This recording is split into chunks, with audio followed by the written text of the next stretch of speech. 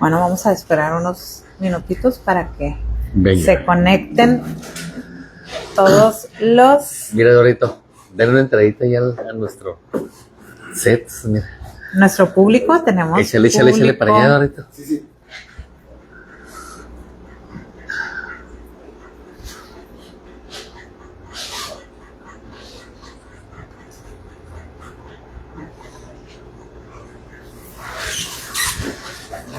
Okay. Giovanita, ¿cuándo fue nuestro último programa? Híjole, fue hace 3 años. 3 años. ¿Cómo están? Muy buenas tardes. Saludos a nuestra gran cadena, nuestra casa de toda la vida, CNR, por medio de 3033. Hace 3 años fue nuestra transmisión y cuando nos corrieron de PCN y nos fuimos a CNR, tuvimos grandes problemas. Un saludo al licenciado Rivera, que hace como 50 kilos que no te veía, Giovanna.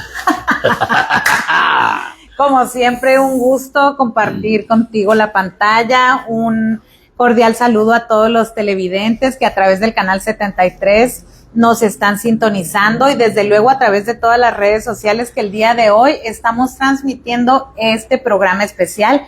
De verdad que es un programa muy interesante y el título es Cabos Sueltos en la investigación del caso Colosio. Eso que nadie se atrevió a decir, eso que nos contaron a medias, eso que no sabemos realmente hasta el día de hoy, ¿qué fue lo que sucedió? Bueno, aquí el señor Fidel Villanueva tendrá el honor de entrevistar al queridísimo padrino, ¿verdad? Ya es nuestro padrino en Anapromex. Toda la vida. Jaime Martínez Veloz, quien nos va a dar una primicia el día de hoy. No más que no me andes diciendo señor, porque te voy a decir doña José Ortiz de Domínguez. Espérame. Yo tampoco porque te he dicho chavorruco, ¿no? Pero nos vamos por partes. Muchas gracias, licenciado Rivera, CNR, por permitirnos este programa. Dios te bendiga, te damos las gracias, sabes que te amamos, en nuestra cadena siempre va a ser nuestra casa y pronto nos vamos a encontrar. Algunos mesecitos más, vamos a dar un espacio ahorita también para que entre nuestro invitado estrella, pero vamos a cambiar un poco el contexto, vamos a hablar de 4 temas fundamentales, probablemente 5. Uno de ellos es el caso Colosio, otro de ellos es, vamos a hablar de ese tema que medio país sabe de lo que estamos hablando, que es el otro medio país ya no, por la chaviza, dice que estamos rucos. Su comandante Marcos, caso de Chiapas, los grupos indígenas de este país. Y vamos a hablar de la asesoría que nos brinda Jaime Martínez Veloz con un hombre con una trayectoria que ha estado con todos los presidentes, de asesor, de amigos, con Colosio, hay fotografías inolvidables. Su comandante Marcos, esa guerrilla impresionante en Chiapas. Qué bárbaro, Fidel. Y que muchos piensan que ese movimiento probablemente ya no exista o que no fue tan importante o tan trascendente, pero qué interesante va a estar la entrevista del día de hoy. Y luego hablamos de los apaches en Estados Unidos, pero luego decimos aquí que somos indios. No, somos indígenas. Indios en la India, y también bienvenidos. Son los grupos, las etnias, y en este caso, nosotros somos indígenas. Un poco aprietados porque vino un español, luego mi mamá y él, luego tú vino a Europa, o vino los salvadoreños, y ya tenemos ahí medio curiosos. Pero los grupos indígenas son nativos, y son los dueños de este país, indiscriminados. Entonces este programa va a estar a todo dar. Le vamos a pedir allá a la cadena de nuestro gran amigo, licenciado Rivera, que ahorita nos mande comerciales para listarnos en 2 minutos para pasar a la mesa, pero antes, los tiempos gloriosos, ahorita ya pues la televisión está un poquito más, pero nos recuerda mucho nuestros tiempos, cuando fuimos corridos por culpa de nuestro padrino Jaime Martínez Veloz, PCN, perdón, ahora estamos en CNR. Pero no es cierto, el padrino es un gran historiador. Es una broma nomás de mencionar el antepasado, cuando tuvimos nuestros mejores programas. Le vamos a pedir a CNR, nosotros podemos seguir en vivo, pero con cautela para cambiarnos, sin ningún problema, que nos dé 2 minutos y una señal por aquí por WhatsApp, Giovanita. Así es. Para que nos acomodamos, para que venga nuestro invitado estrella, en este aniversario. Ojo, estamos en el aniversario de Anapromex, 25 y 26. Y ahorita les vamos a dar un poquito de eso, donde el cual, pues cumplimos 25 años. Estamos muy orgullosos de que esta organización nació. Tenemos coordinadores nacionales de los estados de Baja California Sur, Baja California, Sonora, estamos también de Sinaloa, Durango, Chihuahua. y Chihuahua. Entonces, muy contentos y amigos íntimos de la familia Anapromex, periodistas de gran talla. Muchas gracias, te pedimos 2 minutos, mi querido CNR. Licenciado Rivera, un saludo a todos allá en cabina, a todos donde se encuentren, y 4 minutos, estamos de regreso. Excelente, estamos listos para comerciales. Muchas gracias. Bien. Bueno, pues a los amigos de redes sociales, aquí Seguimos vamos a hacer en vivo. un cambio, seguimos en vivo, igual si gustan enfocar a nuestro querido público, vamos Jesús, a darles Jesús, también por ahí que me presten 2 foco hojitas, mija, 2 hojitas y pluma, por favor. Y vamos a... 2 minutos nos cambiamos, vamos. Sí, ya estamos en comerciales. Ay, padrino, por favor. Acá, padrino, y le voy a acomodar su micro. Sí. Mira, entonces, recuerda.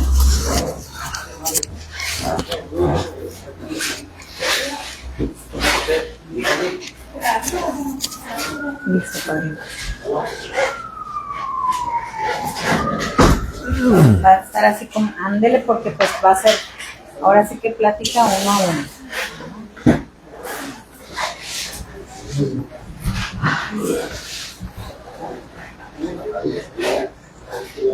Ahora sí,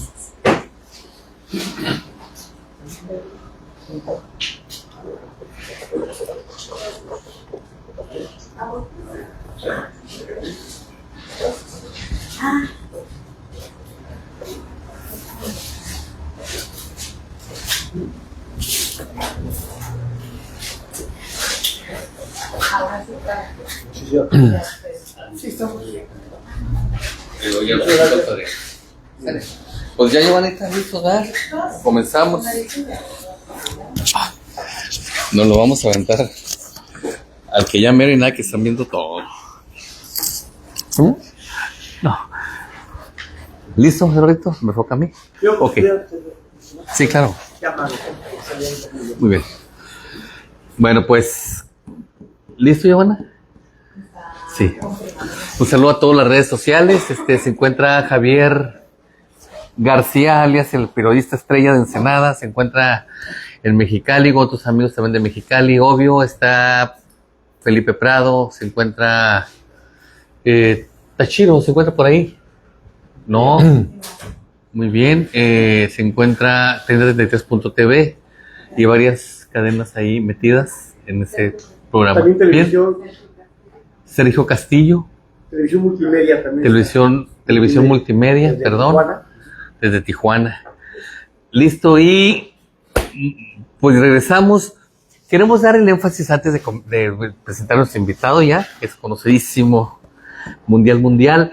Es el aniversario de Anapromex. Estamos muy contentos porque cumplimos 25 años. Una trayectoria muy grande, en cual lo único que nos mantiene vivos, contentos, y hoy aquí al frente de usted, es los afiliados de nosotros, quienes nos dan de comer, quienes han confiado en nosotros, quienes no podemos fallarle, que hemos a veces pasado tantas situaciones, desde cárceles cerradas de oficinas, decretos que nosotros hemos promulgado en las legislaturas, tanto del expresidente Andrés Manuel López Obrador hasta las de Cedillo, y hemos promulgado cámaras de diputados, cámaras de senadores, y aquí tenemos 25 años, del cual estamos muy contentos. Usted ya sabe que nosotros nos dedicamos a la defensa de las familias, no carros. Nosotros defendemos familias que tienen un bien, y en ese bien nos dedicamos a los vehículos de procedencia extranjera. También no quiero dejar de anunciar a Martín Bojorques, también de San Felipe. Entre los que me hayan faltado me los van diciendo, por favor. Y nos encontramos coordinadores nacionales de los estados de Baja California Sur, Baja California, Sonora, Sinaloa, Chihuahua, Durango. Y nos encontramos muy contentos. La familia Anapromex estamos reunidos hoy festejando en los trabajos 25 y 26, que es lo que estamos ahora haciendo. Y bueno, pues hoy decidimos tener un programa porque tenemos en lo personal y en Anapromex 2 padrinos de toda la vida que nos han apoyado. Uno de ellos es don Alfonso Nava Díaz, rector de la Universidad de Matehuala, asesor de la UNAM, y que se encuentra entre nosotros. Que Dios lo bendiga, padrino, muchas gracias por estar aquí. Y pues tenemos hoy, lo veremos en fotografías y por todos lados, muy pronto. Y tenemos aquí hoy este programa que decidimos hacer entre los programas de Anapromex para rendirle homenaje a Jaime Martínez Veloz. Sí, esa es la realidad. Un homenaje porque en Anapromex nos ha ayudado mucho, en Anapromex nos ha llevado a situaciones de poder aprenderle un poco en eso que es la lucha social. Lo digo de una manera muy respetuosa y convencido. Y hoy vamos a hablar de los temas que anunciamos, tanto de Colosio como de su comandante Marcos, como de los grupos indígenas. Vamos a hacer una capituladita de 20 minutos y vamos a hablar también de su nueva situación política, su nuevo puesto, su nuevo lugar, que es el coordinador nacional en Coahuila de Movimiento Ciudadano. Entonces, bienvenido, muy buenas tardes, con todo respeto, Jaime Martínez Veloz. Muy buenas tardes. Padrino, hace muchos años hicimos una entrevista, muchos años, la primera vez allá en Tijuana, y pues hoy nos encontramos muy contentos y honrados de que se encuentre también asesor de Anapromex con nosotros. ¿Cómo está? Muy bien, aquí felicitándolos por el trabajo que han realizado durante estos 25 años, cuando menos, porque hay una historia atrás de ustedes que me parece muy destacada y muy importante. Y qué bueno que me invitas aquí en Ensenada a hablar en primer término de Colosio. ¿Por qué? ¿Por qué Ensenada? Porque la última vez que vino Colosio antes de que lo asesinaran fue aquí en Ensenada. En ese tiempo yo era subdelegado de la Secretaría de Desarrollo Social en la zona costa y me entra una llamada un día en la tarde, en octubre del 93, en donde Colosio me preguntaba qué carros tenías, que venía para acá, que iban a aterrizar en Ensenada, pero que el aeropuerto estaba cerrado, que entonces se iban a ir a Tijuana y que de Tijuana le dieron ray para acá, para Ensenada. Me preguntó qué carros teníamos en la delegación y le dije 4 Volkswagen y un Datsun. Y lo serió, dijo, oye, réntate algo más estable para que me lleves a Ensenada. Uh-huh. Y fui a rentar una camioneta más estable, ¿no? Ya fui por él al aeropuerto. Le gustó ir a la comida china de la zona del río. Uh-huh. Ahí citó a algunos a funcionarios de la Sede Sol que estaban me acuerdo que estaban discutiendo el tema de la ballena Keiko, del medio ambiente, y ya nos venimos para acá, rentamos unos cuartos en el Hotel Las Rosas, ahí durmió. Ensenada. Y en el trayecto de Tijuana a Ensenada pues fue muy interesante, porque pues prácticamente él y yo solos dialogando sobre las perspectivas que había en Baja California, los conflictos que habíamos tenido con las administraciones panistas, el distanciamiento que había con la dirección priista en aquel tiempo, que lo acusaban de que él había entregado el Estado, cuando no era cierto, pues el Estado el PRI había perdido. Fue un tema muy, muy interesante, pues, todo lo que platicamos en el camino. 2 preguntas, perdón. La primera, ¿usted fue priista? ¿Sí? ¿Él me afilió? Él lo afilió, Colosio. Bueno, yo recuerdo de cuando le achacaron, precisamente me gustaría hacer énfasis ahí para que usted nos contestara, que decían, bueno, pues Rufo Appel ganó y Colosio ya perdió su primera recaída y fue culpa de él cuando él entró a una administración. ¿Qué nos puede decir de eso? No, era un movimiento. En el mundo había una gran cantidad de movimientos sociales. Recordarán a Lech Walesa en Polonia, por ejemplo, la caída del muro de Berlín. Evidentemente el PRI había tenido mucho tiempo en el poder, pero había lugares donde estaba crujiendo, y lo que hizo Colosio fue reconocer un movimiento normal, natural, donde el PRI había perdido. Eso era incuestionable. Sueca Pirutadita, quedamos de que podía preguntar. Claro. Creo que usted le revisó o le revisó un discurso a Colosio. Mira, Colosio, ¿no? Después ¿cómo te podía explicar? Colosio tenía un personaje, un asesor muy importante en materia indígena que se llamaba Jesús Rubiel. Él era de Chiapas y era el que asesoraba a Colosio, o al que Colosio le consultaba en materia indígena. Nomás que Jesús Rubiel se divorció, traía problemas con su esposa muy fuertes. 2 días después del levantamiento, 2 días después del destape de Colosio, o 3 días, se suicidó. Y fue un colapso para todos. A él le gustaba mucho venir acá a Tijuana. Atendía los temas de San Quintín, los temas de las escuelas mixtecas de Tijuana. Hay 18 escuelas mixtecas. Entonces yo platicaba mucho con él. Entonces, pues eso fue un tema pues muy fuerte y nos dolió a todos, ¿no?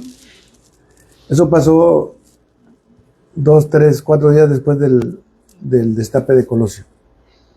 Después, cuando se viene el levantamiento armado zapatista, yo recuerdo haber ido a visitar la casa de campaña de Colosio, ahí en Perisur, Insurgentes en Perisur. Iba a visitar a un amigo mío que se llama Mario Luis Fuentes, y en el trayecto me encuentro a Colosio y me dice, no te vayas, quiero platicar contigo. Yo había conocido a Colosio en la antesala del periódico Vanguardia en Saltillo, Coahuila. Yo escribí ahí en ese periódico, y Colosio, como presidente del PRI, iba a visitar al director del diario en ese día. El director del diario se tardó como 1 hora y Colosio y yo nos aventamos una plática. Y ahí terminó planteándome que estaban formando dentro del PRI una corriente de izquierda, Movimiento para el Cambio Democrático, que dirigía en ese tiempo Julio Hernández López, que escribe como Julio Astillero en La Jornada. Entonces, en ese momento me plantea, como el día 6, 8 de enero, después del levantamiento zapatista, me dice: a ver, Jaime, tú que le entiendes a esto de la izquierda, te encargo que me hagas una reflexión sobre lo que está pasando. O sea, Colosio no sabía lo que estaba pasando. Intuía, pues, suponía. Entonces, por ahí tengo 2 tarjetas, una que dice en enero y otra en febrero del 94.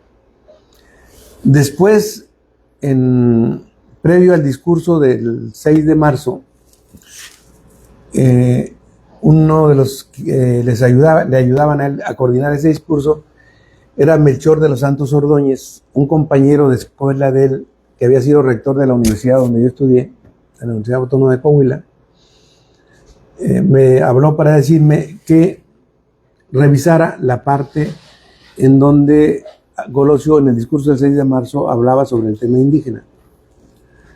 El discurso ya estaba hecho, casi todo, o sea, las observaciones que hice fueron mínimas. Pero eso te hablaba del interés que tenía Colosio por resolver el tema de fondo. Si ustedes revisan el discurso del 6 de marzo, en el tema indígena hay una autocrítica severa que hace Colosio a la actitud del Estado mexicano frente a los pueblos indígenas de México. Entonces, y eso me llevó, pues, después que fui diputado federal, me llevó a incorporarme a la Comisión de Concordia y Pacificación, y de alguna manera una primera etapa se concluyó con la firma de los acuerdos de San Andrés Larraínzar el 16 de febrero de 1996, en donde, por azares del destino, la única firma de un legislador que hay en esos acuerdos es la de un servidor, porque yo era presidente. En este tiempo la presidencia de la COCOPA era rotatoria, cada mes era. Y tocó en suerte que en febrero del 96 yo era presidente de esa comisión y firmamos los acuerdos de San Andrés. Muy bien. En memoria, y yo lo hice mucho, en memoria por esa actitud y ese, pues, gesto que tuvo Colosio para con un servidor. Y creo que, bueno, pues de eso es lo que queremos hablar, ¿no? Claro. Bueno, pues Colosio, ya sabemos la historia, ya sabemos, se ha hablado mucho con certeza, se ha hablado mucho manoseado, se ha hablado mucho de un doctor Cortés, de un primer disparo, de un segundo disparo. En resumidas cuentas, lo más acertado, en una forma muy personal, en una óptica muy suya personal. ¿Qué pasó con Colosio? ¿Qué se va a descubrir esto? Jamás se va a descubrir realmente qué pasó con Colosio, quién lo asesinó. Se tiene que descubrir, se tiene que llegar hasta las últimas consecuencias. ¿Se sabe ahorita y lo oculta? Yo creo que hay, como lo anunciaron, hay muchos cabos sueltos, o sea, hay cosas que... Dos cabos sueltos que nos diga, para pasar a otro tema. Dos cabos sueltos. Miren, por un lado, después del asesinato de Colosio, el gobierno que lo sucedió hizo hasta lo imposible por satanizar, por descalificar, por excluir todo lo que oliera a Colosio. ¿Sí? A las personas que coincidían con Colosio les pusieron el mote de las viudas de Colosio. Se empezó a intentar descalificar todo lo que oliera a Colosio. Y incluso cada quien utilizaba el tema de Colosio según le conviniera en términos políticos. Pero lo cierto es que el Colosio cuyo discurso marcó una etapa en nuestro país, ese lo desaparecieron y lo convirtieron en una nota roja. Entonces, mucha gente que habla de Colosio, tratando de satanizar a quienes queremos continuar con el proyecto que él planteó para la nación, pues buscaron artificialmente o mecanismos para ocultar o desviar la atención de temas que no se han investigado. Te voy a decir uno de ellos. Un día estaba, ahora que empezó la pandemia, en el 2020 más o menos, me buscó un amigo para decirme que precisamente un comandante de la judicial de aquí de Ensenada, José Encinas Filatov, quería platicar conmigo. Él había trabajado en el gobierno de Rufo como comandante. Él estaba adscrito al procurador en ese tiempo, Franco Ríos. Entonces, me anduvo buscando, lo invité a desayunar a mi casa, y me dijo, mire, yo ando ya muy mal, me siento enfermo, pero le quiero decir que días antes de que asesinaran a Colosio, el procurador del Estado me mandó llamar para decirme que gente cercana a los arellanos le habían llamado para decirle que le iban a entregar unas cosas que eran importantes. Recordarán ustedes que el día 3 de marzo del año que asesinaron a Colosio, un enfrentamiento en el Mercado de Todos entre gente de los Arellano con gente del Güero Palma, unos apoyados por los policías estatales y otros por los policías federales. Entonces,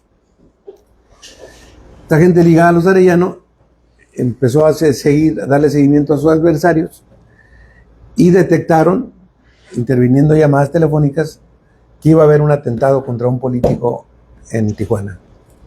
Esas cintas se las entregan Encinas Filatov, él me lo dice. Encinas Filatov se las entrega a Franco Ríos, para que Franco Ríos se las entregue a Rufo, pero ustedes pueden revisar la investigación de Colosio y esas cintas no aparecen por ningún lado.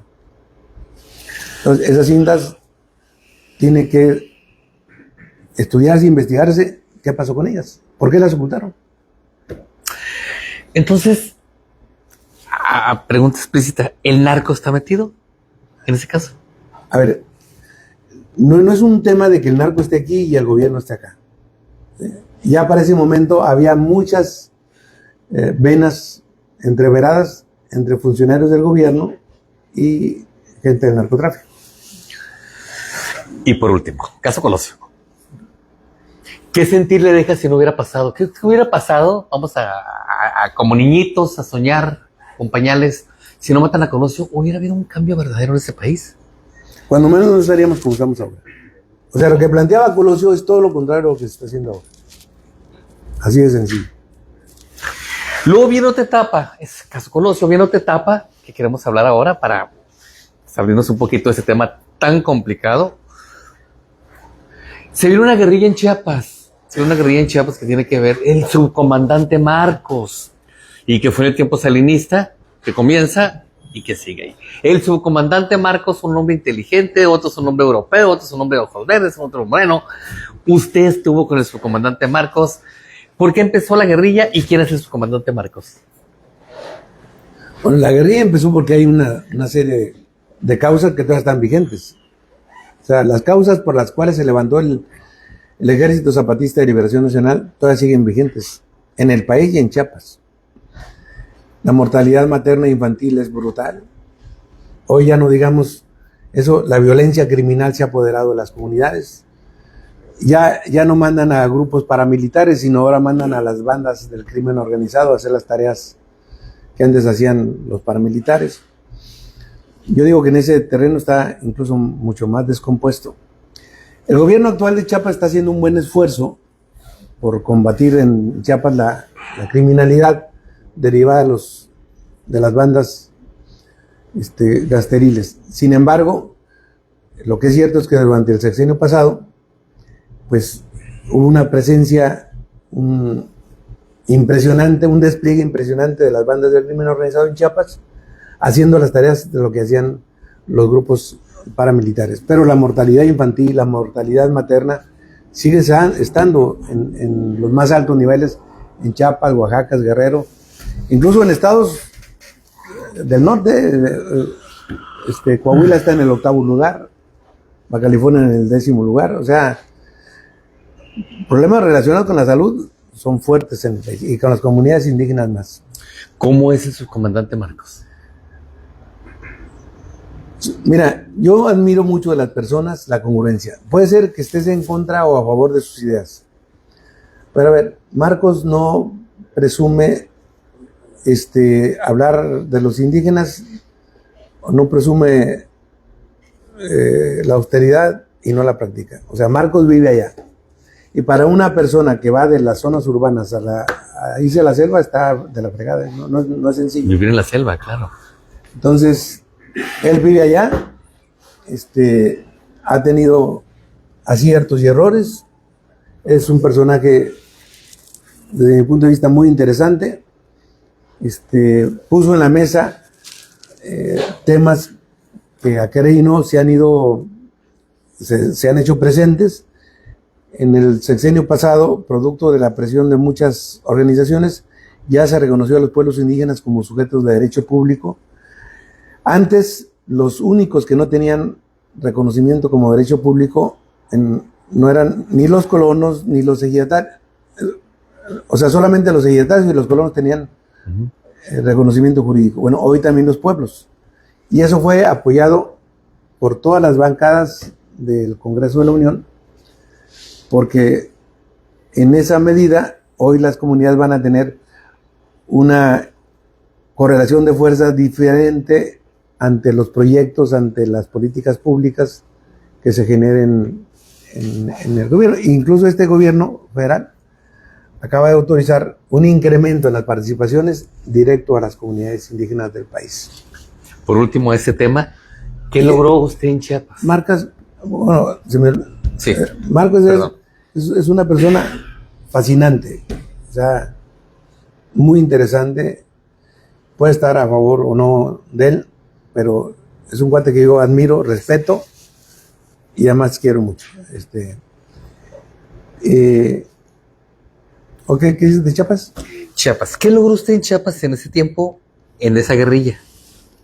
Con esos desacuerdos indígenas y el subcomandante Marcos, el gobierno. ¿Qué logró usted y qué hizo? Derivado de eso, derivado de la firma de los Acuerdos de San Andrés en 1996, en el año 2024, se reconoce a los pueblos indígenas como sujetos de derecho público. Eso que parece una cuestión menor, es una parte fundamental, porque también eso les va a dar ya una posibilidad de que ellos puedan construir mecanismos de definición de sus autoridades mediante sistemas normativos internos, en donde no sea la prebenda, no sea la despensa, sino sea el consenso la que defina la orientación de las políticas que se desarrollan ahí y también la definición de sus propias autoridades. No es sencillo, pero tampoco es imposible. Este acuerdo es 2024, ¿verdad? ¿Sí? ¿Qué logró usted en la pasividad? ¿Cuál fue su función? Bueno, esta es una derivación de aquello. Uh-huh. A ver, en Chiapas he hecho muchas cosas. A ver, en el 2002 hubo un fin de año, murieron 28 niños en un hospital, en el hospital de Comitán. Se vio por qué, se analizó si había una bacteria, si había un virus, si había falta de medicamentos. Y no, entre otras cosas, la topografía de Chiapas es muy dispersa, hay 26,000 comunidades, no hay carreteras. Por ejemplo, yo antes que al Tren Maya hubiera hecho una carretera de Guadalupe Tepeyac a San Quintín y de ahí a Ocosingo, de 172 kilómetros. Entonces, las madres embarazadas no tienen acceso a la atención médica que debe tener todo el mundo. Las madres lactantes menos. Entonces, me tocó realizar una estrategia para en 1,600 comunidades muy vulnerables establecer una estrategia que se llamó Vida Mejor para Mujeres, Niños y Niñas, donde esas 1,600 comunidades las reorganizamos en 154 microregiones, y en cada microregión hicimos una casa de la mujer, el niño y la niña, donde las madres, con fórmulas que nos daba el Instituto Nacional de Nutrición, realizaban los alimentos del desayuno y de la comida. Hacíamos un diagnóstico casa por casa para ver la madre embarazada, madres lactantes, niños con nutrición. Pasar un niño de nutrición grave a moderada es muy difícil, y sostenerlo en ese nivel es más difícil todavía, no es cualquier cosa. Cambiamos los pisos de tierra por pisos de cemento, hicimos depósitos de agua, huertos familiares, y en las tardes aprovechamos para dar clases de alfabetización en esas casas. Me tocó estar 3 años viviendo en la selva, por eso te digo que sé lo que es vivir ahí. ¿Es difícil la comunicación con los indígenas de su parte? No, medio hay, en algunos casos hay traductores, y mi relación siempre ha sido muy, muy franca, muy abierta. Yo no tengo problemas con los indígenas, no. Jamás. Bueno, y en esa trascendencia nos vamos. ¿Ha platicado con Andrés Manuel López Obrador? No, pues ya hace como... El 2018. ¿Nos puede platicar? ¿Eh? ¿Nos puede platicar? ¿Qué tema fue 2018, Andrés Manuel López Obrador? 2018, precisamente, un día que vino aquí, me habló, andaba con Bonilla, y me habló para preguntarme sobre Trump, sobre el tema de Trump, sobre la denuncia que había puesto yo contra Donald Trump. Y después, ya en ese momento, quien monopolizaba la relación con él era Bonilla, ¿no? En el 2018. Uh-huh. Yo tenía relación con mucha de la raza que está alrededor de él. Algunos siguen estando, otros ya no están. Pero, yo creo que Andrés Manuel, por ejemplo, lo primero que me pidieron cuando él era candidato a presidente del PRD, en el año de 1996, enero de 1996, los diputados del PRD me pidieron que yo les ayudara a convencer a Marcos. Yo ahora estaba en el PRI en ese tiempo.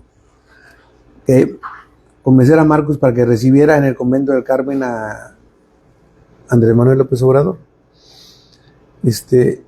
Y le dije a Marcos no quería hablar con los dirigentes de los partidos. Hablaba con la COCOPA y no era un tema en especial contra Andrés Manuel. Pero asintió y dijo, está bien, lo vemos aquí en uno de los pasillos que hay en el convento del Carmen en San Cristóbal. Eso pasó. Después en el año 2000, yo iba a ser candidato a senador por el PRI aquí. La fórmula era Pérez de Alba y yo como candidatos a senadores por el PRI. Y Diodoro Carrasco, a través de un amigo mutuo, me mandó pedir. Mi hermano era magistrado del Tribunal Electoral del DF en ese tiempo. Y me mandó pedir que convenciera yo a mi hermano para que votara en contra de Andrés Manuel y le quitaran el registro como candidato a la gobernatura del DF, a la jefatura de gobierno del DF. Había 5 magistrados, 2 estaban a favor, 2 en contra. La gente de Andrés Manuel creía que porque yo iba a ser candidato del PRI,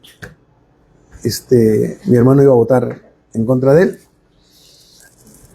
Después de lo que me planteó, me mandó a decir Teodoro, hablé con mi hermano es doctor en Derecho Constitucional, y me dijo mi hermano, más o menos, palabras más, palabras menos. Mira, hay una laguna jurídica, hermano.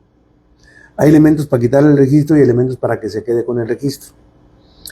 Y lo cierto es que el PRI le está haciendo el trabajo sucio al PAN, porque quien puede ganar es el PAN, no el PRI. Dijo, y ahí entra la convicción del magistrado, y mi convicción es que se quede con el registro. Y la votación fue 3-2, y mi hermano votó por Andrés Manuel López Obrador. Y en esa trascendencia, ¿volvería a sentarse con Andrés Manuel López Obrador a platicar? No tengo el menor interés. No tengo el menor interés, porque todo lo que se comprometió hizo exactamente lo contrario como gobernante. Muy bien. Y en esa trascendencia nos encontramos que, ¿por qué no vamos a acabar? Hablar de Jaime Martínez Veloso es impresionante y creemos que una capítulo dentro de esos aniversarios de Anapromex, un poquito de lo que es este hombre maravilloso en Coahuila, maravilloso en todos lados, pero que le falta a Baja California conocerlo. En esa trascendencia nos encontramos que ahora es el delegado nacional de Movimiento Ciudadano por Coahuila. ¿Cómo se siente? ¿Qué piensa? ¿Qué hace? ¿Qué va a hacer? Bueno, pues en las elecciones del año pasado, como ustedes saben, el PRD perdió el registro. Uh-huh. Yo lo estuve pensando. Yo conocí mucho a Dante en las pláticas de de Chiapas. Dante Delgado. Y a su equipo. Mientras nosotros estábamos en la Comisión de Concordia y Pacificación, Dante era el responsable de la política social del gobierno federal para las comunidades indígenas. Tuvimos una buena relación. Entonces, hoy, el año que entra, va a haber elecciones para el Congreso de Coahuila. Y Maínez, el Coordinador Nacional de Movimiento Ciudadano, me planteó la invitación para que fuera el delegado nacional de Movimiento Ciudadano en Coahuila, donde soy originario y donde, bueno, ahí me formé mis inicios y conozco pues bien el estado. Son 38 municipios que los he recorrido todos. O sea, no se trata de que me vaya como candidato, ni mucho menos. O sea, los bacalifornianos no se van a poder deshacer de mí. Voy como delegado nacional de Movimiento Ciudadano para el Congreso del Estado que se va a elegir en el año 2026, y yo estoy convencido de que vamos a elevar sustancialmente y nos vamos a convertir en una opción de poder en Coahuila, tanto con los compañeros que están trabajando ahorita ahí, como con los compañeros que han trabajado conmigo durante mucho tiempo en todos los municipios de Coahuila. Alcides García Lizardi, ¿qué piensa? Pues un personaje fraterno, profesional. Incluso él andaba en Chiapas también con Dante Delgado. Conoce bien la historia del país y del estado, y creo que pues, es un elemento muy importante con su madurez, con su experiencia, con su responsabilidad en el diseño de las estrategias del México que tenemos que construir entre todos. Sin raspar muebles, a nivel nacional, Vivimos en un país de mucha seguridad por el sistema. ¿Qué piensa? Es con ironía, ¿o qué? ¿También? No, no. O sea, En la ideología del sistema. a ver, los números no mienten. O sea, la mortalidad, los homicidios que hay en este país nunca se habían visto en la historia. Sí, yo tengo que reconocer, por ejemplo, que el sector político y económico en Coahuila ha tenido un cuidado de no mezclar la política con las organizaciones criminales o delictivas. Y los números están ahí, o sea, 130 homicidios en Coahuila, 3,000 homicidios en Baja California. Entonces, hay una situación que incluso la propia presidenta de la República, estoy convencido de que está sufriendo en carne propia ese deterioro que al interior de su propio partido se ha venido generando. O sea, no se puede. Decía Andrés Manuel que había que respetar la investidura presidencial. Y siempre lo decía, por todos lados, habidos y por haber. Pero no ha dejado esta bancada que la presidenta ni siquiera proponga a la presidenta de la Comisión de Derechos Humanos, por ponerles un ejemplo. Entonces, naturalmente, el poder es el poder. Entonces, yo sí creo que la presidenta está empezando a tomar cartas en el asunto y no puede convivir, coexistir con un sector que de dentro del gobierno le está siendo un obstáculo para impulsar un proyecto, pues, de estabilidad y gobernabilidad en el país. ¿Y en esa trascendencia conoce usted a Hugo Aguilar, el ministro de la Suprema Corte? ¿Qué nos puede decir, Pereno? Hugo Aguilar es un gran personaje. Lo conocí muy joven. Él tendría como 20 años, en 1996, en San Cristóbal de las Casas, cuando estamos elaborando la primera iniciativa de la Comisión de Concordia y Pacificación en materia de derechos indígenas. Es un hombre muy propio, profesional, conoce bastante del derecho, y a partir de eso, de ese encuentro, después tuvimos muchos otros encuentros en Chiapas, en México, en las Naciones Unidas. Es un hombre muy profesional. Lo han intentado descalificar, incluso no solamente desde la oposición, sino de su propio partido. Él no es un hombre de partido, es un hombre con una formación comunitaria. Él no milita en Morena. Y baila muy bien, ¿verdad? Pues bueno, el baile en todos los pueblos es una de las características importantes. Entonces, es un gran personaje, un gran ser. Y, por ejemplo, hay ciertos círculos de la izquierda que empezaron cuando ya Hugo estaba despuntando como posible presidente, empezaron a descalificarlo, decirle que no había estado él nunca en Chiapas. ¿Realmente se coló o lo apoyó Andrés Manuel? Quisiera yo preguntarle. Él es cercano él estaba trabajando en el Instituto Nacional de los Pueblos Indígenas, con Adelfo Regino. Incluso ellos dos llegaron juntos a los diálogos de Chiapas. Y siempre han andado juntos. Pero no es un hombre de partido. Sin embargo, sí creo que estaba en el ambiente y en la simpatía del gobierno la candidatura de él, pero no para que fuera presidente. O sea, hubo un no sé qué sé yo, pero que en la tarde, en la noche, en la mañana la bronca era entre Morena y los de la oposición, y en la tarde era todos contra Hugo, ¿no?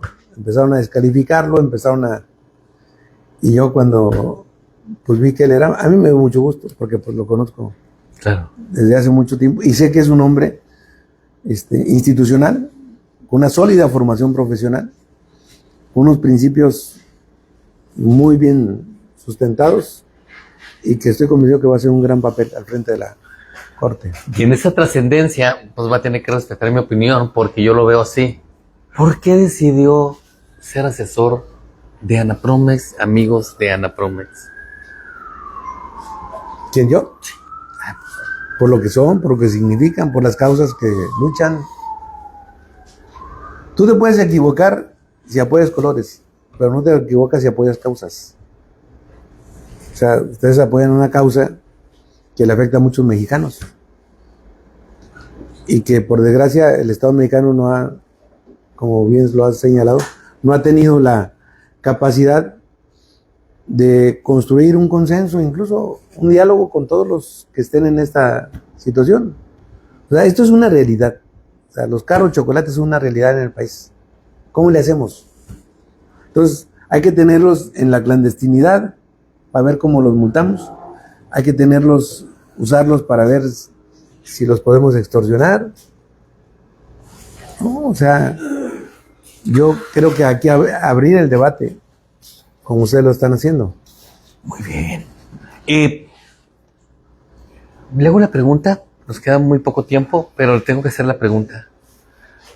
Gracias por ser asesor de nosotros. Quisiéramos terminar esta entrevista haciendo una pregunta, pero decíamos que era un combo dentro del aniversario de Anapromex. Es un honor para nosotros que usted esté aquí. Se le respeta, se le ama, se le quiere. Hay formas de cambiar este país, porque tengo que decir lo que está de la fregada. El sistema la inseguridad apenas va a comenzar. La oposición se llama Estados Unidos. No hay partidos políticos ahorita de oposición. Todos se callan o todos se aguantan. Y luego de una perspectiva general, queriendo cambiar muchas cosas, pero yo no soy nadie. Pudiera ser un grano de arena nada más. Viene crisis para el país, y muy fuerte. Para despedirnos, ¿cuál es su visión? ¿Qué piensa y qué va a pasar? México tiene que construir un nuevo pacto social, forzosamente. Y un pacto social no construido desde las alturas, construido mediante un impulso de un diálogo nacional que nos permita construir una reforma del Estado adecuada a las circunstancias. Y eso forzosamente lo vamos a tener que hacer, creo, desde el 2027, a partir de un nuevo Congreso de la Unión, donde el Congreso sea el convocante y la sociedad sea el escenario. Entonces, ¿hay formas de ganarle al voto duro, a la lana? ¿Hay formas? A ver, el deterioro que está teniendo Morena es muy grave. O sea, las evidencias de la complicidad, de los nudos delincuenciales que han tenido, o sea, naturalmente un gran sector de la población ya no lo va a aceptar. Han controlado, o sea, ellos han actuado con un criterio mercantil estrictamente. O sea, la mitad de la deuda que contrataron ha sido el dinero que han repartido en estipendios económicos a los distintos sectores de la sociedad. O sea, la deuda creció muchísimo. Y la otra mitad para los proyectos faraónicos. Proyectos donde se han fregado una gran cantidad de lana. O sea, yo soy arquitecto, yo no te puedo decir que tu casa te va a costar 135,000 pesos ahora y dentro de 3 meses te digo que te costó 550,000. ¿Qué es lo que dijeron con el Tren Maya? De 135,000 millones de pesos a 550,000 millones de pesos. Yo no he visto en ningún otro gobierno una sinvergüenza de esa naturaleza. O son muy pendejos o son muy rateros. O las dos cosas. Perdón, muy bien. Él es Jaime Martínez Veloz, nos tenemos que despedir. Muchas felicidades, toda la bendición del mundo, de todos nosotros, en Coahuila, en su nueva posición. Que arriba el Movimiento Naranja. Que Dios lo bendiga. Muchas gracias. Nos vemos en la próxima.